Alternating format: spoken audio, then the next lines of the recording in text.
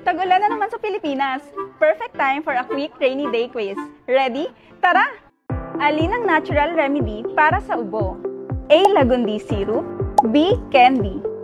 Ang tamang sagot ay Lagundi syrup. Ito ay proven to reduce cough frequency and decrease mucus viscosity. Ang candy ay may konting benepisyo, pero ito ay symptomatic relief lamang at hindi ina-address ang underlying cause. Kung barado ang ilong at may sipon, alin ang makakatulong? A. Tissue lang. B. Nasal decongestant. Ang tamang sagot ay nasal decongestant. Ang nasal decongestant ay tumutulong sa pag-clear ng iyong airways para mas madaling huminga sa tuwing meron kang sipon o stuffy nose. So ayan ha, sa iba't ibang sintomas, may tamang gamot.